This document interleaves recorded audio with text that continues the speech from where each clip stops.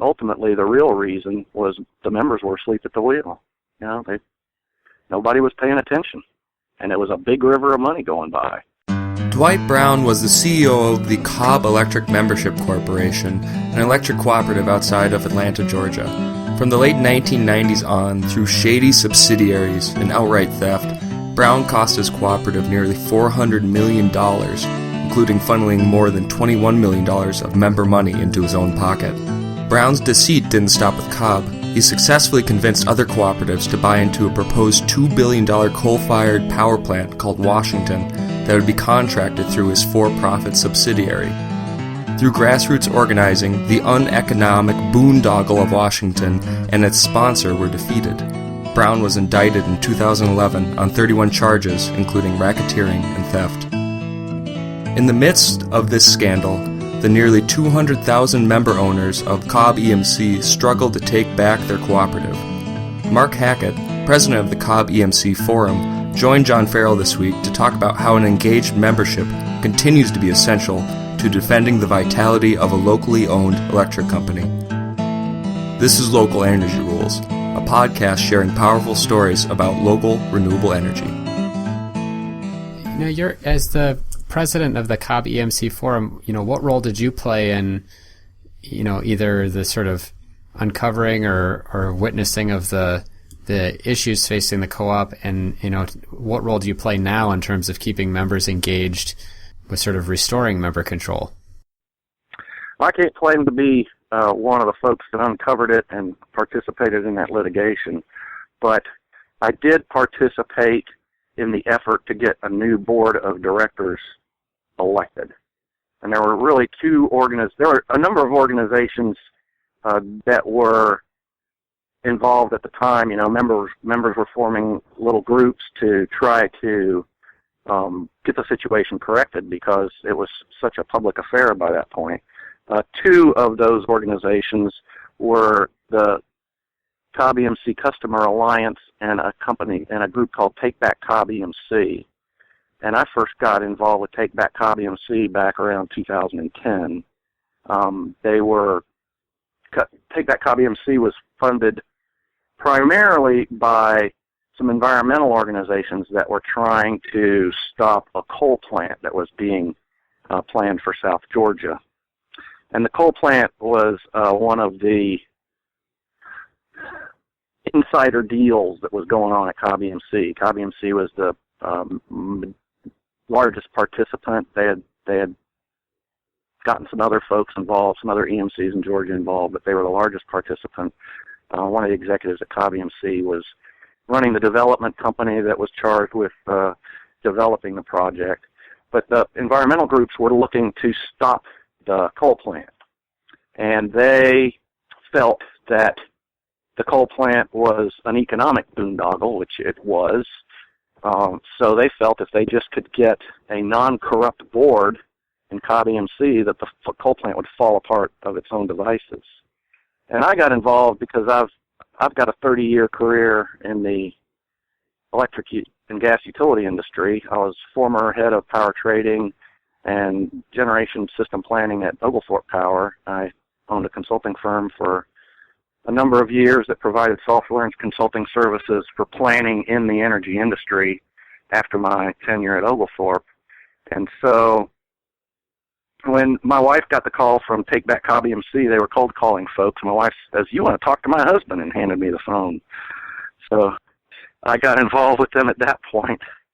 And part of the expertise I provided was helping to define the economics of a baseload coal plant to the Cobb EMC members and to the new Cobb EMC directors. The economics were dismal. Cobb EMC had no business being involved in a coal plant of that size. And so, the goal of Take Back Cobb EMC was accomplished. They got a new board in, and the new board, first thing they did was say, well, this is an outrageous boondoggle. It's just going to cost members a ton of money for no reason. And so they backed out of their participation. But then what happened was we got the new board elected, and so Take Back Cobb EMC kind of ceased to be a there ceased to be a need for Take Back Cobb EMC. Their mission was accomplished, so to speak, and the Cobb EMC Customer Alliance, much the same. Their mission was to get the new board elected. The new board was elected, so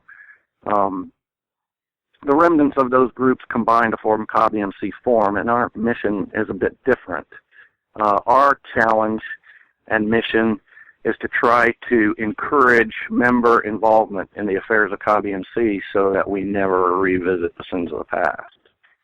And boy, it is a challenge, because it's amazing once the stuff goes out of the news, people go back to their lives, you know. You're working hard every day. You pay that electric bill, but trying to be involved in that EMC is just not high on most people's lists. So was it, you know, given that, you know, there was a lot of attention with stuff in the news, you know, when the scandal was revealed, was it relatively easy to get the board replaced at that point? Did board members try to stick through? Getting them elected, getting the votes wasn't hard. Getting the elections was hard, because Cobb EMC, while the litigation was ongoing, there was a huge battle about how the elections would be held. You know, what Cobb EMC was trying to do things to rig the elections. The plaintiffs were going to court to stop them from doing those things. So elections got delayed for several years. And the board members that were entrenched just kept their seats with no elections being held. Be that as it may, we did get a whole new board, and a lot was accomplished. I mean, the new board is miles apart from where we were in years past. You know, rates have come down. The corruption has stopped, as best we can tell. The new board has established a lot of principles in a new set of bylaws that are very positive and help ensure member involvement in the EMC and more transparency than ever was had before. So there's a lot's been accomplished. And so, you know, in this particular case, you know, with Cobb, you know, you ended up stopping a bad deal on a coal plant for members, and your former CEO is now going to court. But it sounds like you were saying that there are some attempts to undermine member control as well as part of this whole problem with the electric co-op. Yes, John, it's just an example of why it's so important that the members of co-ops maintain their vigilance and stay involved in the governance of the company. Last year, Cobb EMC Forum had what I consider to be a great success. We had a situation where the board had made a great move to open board meetings to members of the co-op. So any member of the co-op can go to the regular monthly board meeting and listen to the proceedings. However, they did not open committee meetings. And over the last couple of years, as controversial issues have come up, the board had started to take the tack of having committee meetings attended either by the vast majority of or even the entire board, where they would hash out all the difficult and controversial issues in private, and then they would bring the item to the monthly board meeting that members could attend and basically say nothing. They would say, the finance committee recommends such and so. The chairman would say, is there any discussion? And there would be no discussion. All in favor, aye. Everybody raises their hand. And so the issue gets passed with no discussion, no understanding by the members of what's really going on. And so Cobb EMC Forum, actually I, as president of Cobb EMC Forum, proposed a bylaw change in 2015 that said if a committee meeting has a quorum of directors attending, then that meeting will be treated like a regular board meeting and members can attend. And that went on the ballot for the members to vote on in September, and the board recommended a no vote on that bylaw change. The members overwhelmingly supported the bylaw change. It got about 59% of the vote, and that was the first time, to my knowledge, that a member-proposed bylaw change has ever been passed against the board's recommendation. And we were feeling pretty good. We'd also had 3 other bylaw changes that were passed that in September that were originally drafted by members, but through negotiations with the board the members and the board came up with an agreed-upon language that the board then sponsored as a bylaw change and actually supported. And so with the 3 board-supported bylaw changes and the success on the bylaw change to open committee meetings against the board's recommendation, we were feeling like, hey, things are going pretty well. Well, come December, the governance committee proposes to change the number of signatures for a member to propose a bylaw change from 35 to roughly 850, effectively taking away any member's right to easily propose a bylaw change. I mean, you pretty much have to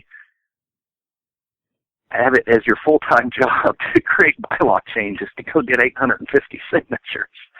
So it was a really big move to stop. It was clearly a reaction to the bylaw change passed against the board recommendation to prevent members in the future from proposing any other bylaw changes, say something to require reporting of the board compensation. You know, there's any host of things that could be proposed that would give the board some angst but actually help members control the COPA. So the board proposed this action, and they were going to unilaterally pass this bylaw change to raise the number of signatures. This is even more nefarious because the member's right to propose a bylaw change is a right that's stated in what is called the Member Bill of Rights, which is a preamble to our bylaws. And at the bottom of the Member Bill of Rights, it says the board can't change the Bill of Rights. But yet the board was using a trick or a workaround.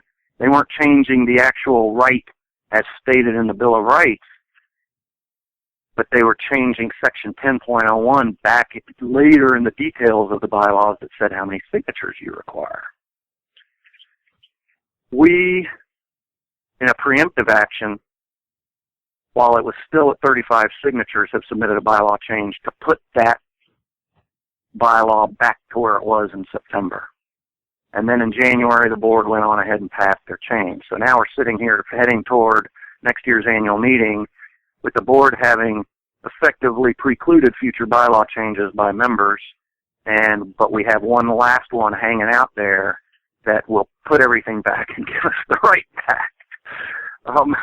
And, you know, oddly enough, they doubled down this month. The governance committee is now proposing another modification to Section 10 of the bylaws to change the number of votes required to pass the thing. They're changing it from a simple majority to a 2/3 majority of member votes. So they're basically using their unilateral right to change the bylaws to pocket a third of the votes, or almost a third of the votes. In our last election, we had 10,000 votes roughly, and they would pocket 1,600 extra votes by making this change. So it's a real disturbing development. We're very concerned about it, and it's just a great example of why members need to be right on top of things and staying involved. So Mark, the publicity around the corruption from Dwight Brown and some of his cronies was in around 2010. Is that correct?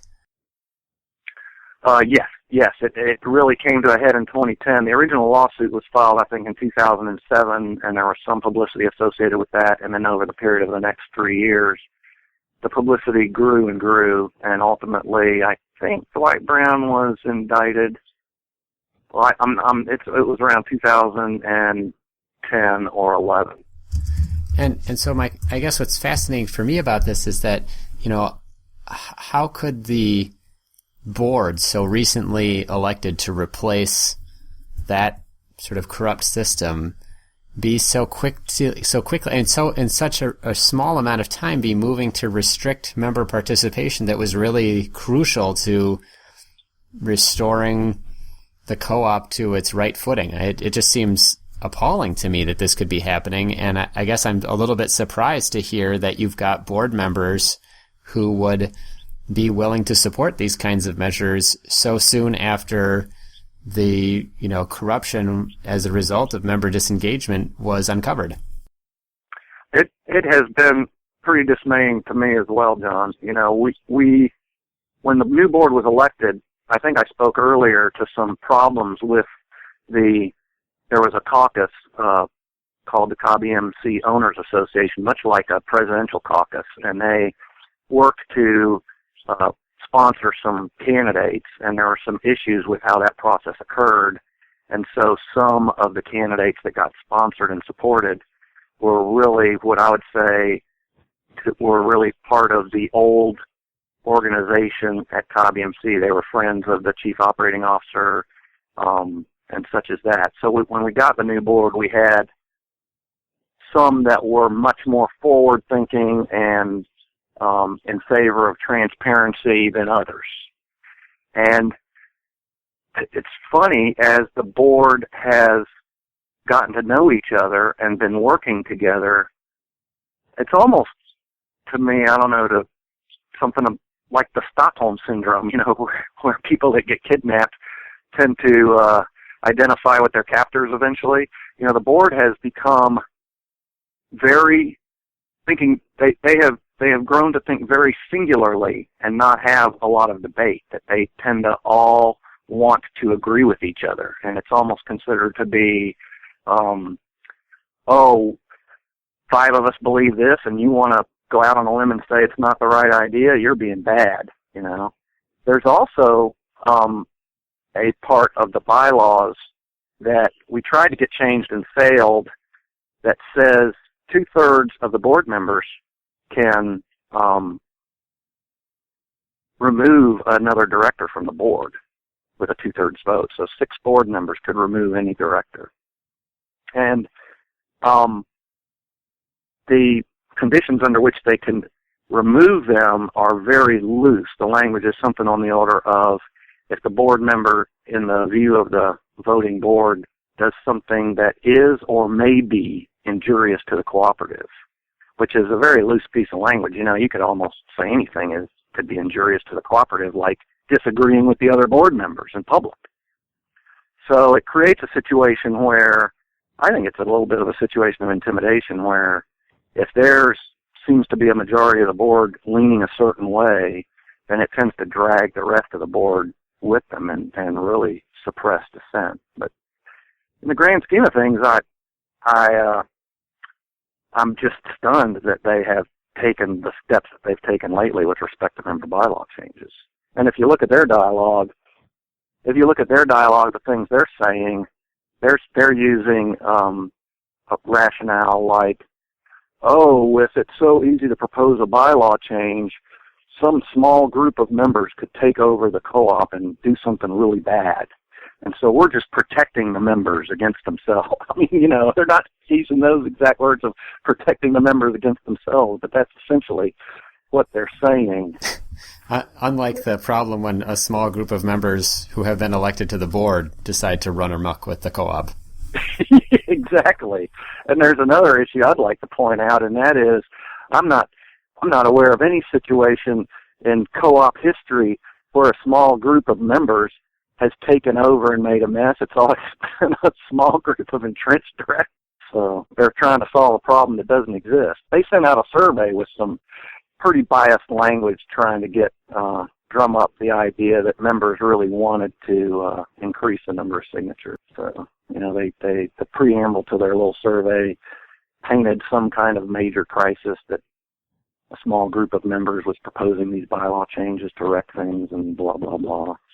As these cooperatives became more metropolitan, that they were serving rural areas that became suburbanized, that Cobb EMC, among other large cooperatives, look a lot more like investor-owned utilities, but they're not regulated.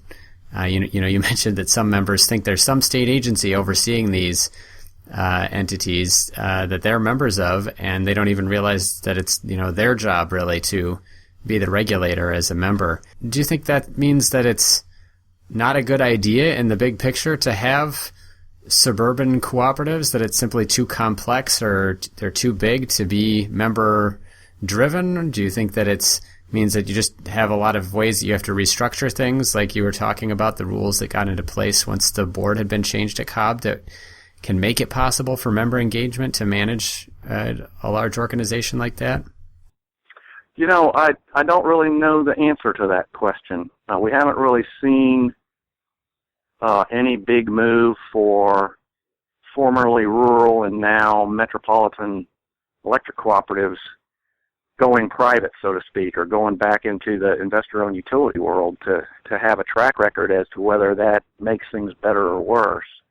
I also don't have that good a sense of how big the problems are across the country that Cobb EMC fell into. I suspect there may be more of that going on, but I certainly don't know for a fact. But I do know that it does take member involvement and groups like ours kind of drumming up the members to make sure things don't go south. It's too easy. It's too easy for a board, once they get elected and then people stop paying attention, to forget who elected them. And if they know that there's no chance that they're going to get kicked out and that they're going to just be reelected term after term with uncontested, there's not even an election if the directors doesn't have a contest, so they just re-up for another 3-year term. That kind of complacency tends to make people misbehave. That's just human nature. So at Cobb EMC Forum, our biggest single mission, we feel, is to try to drive contested elections, to try to get. We send out mailers reminding people there's an election, that they can run for the board, that it's, a big part of people's civic duty to make sure that happens, much like folks running for city government or any other kind of local government.